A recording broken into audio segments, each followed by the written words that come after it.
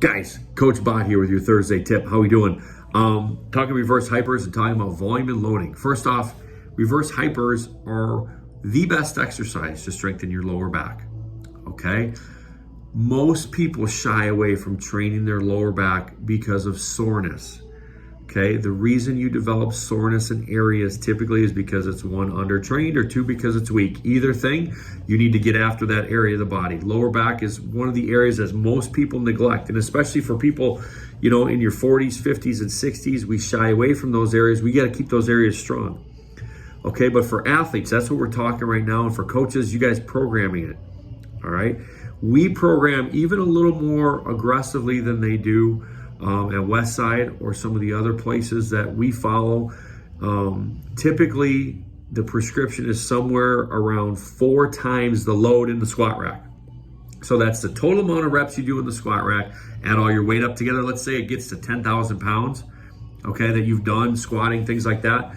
We're going to do 40,000 pounds total of reverse hypers. Now, we can get there any different way.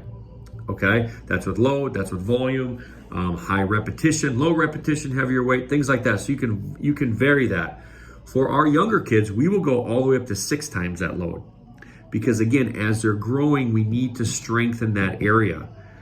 Okay, so we'll do sets of 8, all the way up to sets of 100. We had a girl yesterday do 270 pounds on the reverse hyper for 100 reps continual. That's 27,000 pounds in one set, okay? Now, she's been doing it for a year. Her lower back and her glutes and her hamstrings are obviously very strong, so she's worked up to that. But you have to have that volume in there because there's limited blood supply into that area, all right? And again, reverse hypers are not only for strengthening, but for restoration as well. It's decompression of the spine, okay, which is very important, especially after you squat. All right, so reverse hypers, get volume, all right, get load in there, and you can do them every day.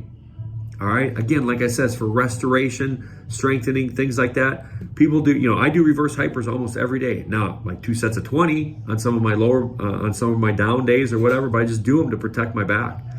All right, so it's an exercise just like abdominal work you can do every day. Okay, so if you're doing abs every day, or if you're doing anything to the front of the body, you have to train the back of the body.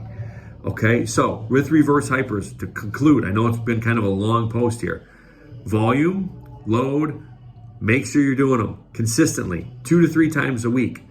All right, 4 to 6 times the load that you utilize in the squat rack or in your primary lower body exercise for the day. Don't neglect them. You're going to get sore. Battle through it. Make sure you do them. All right,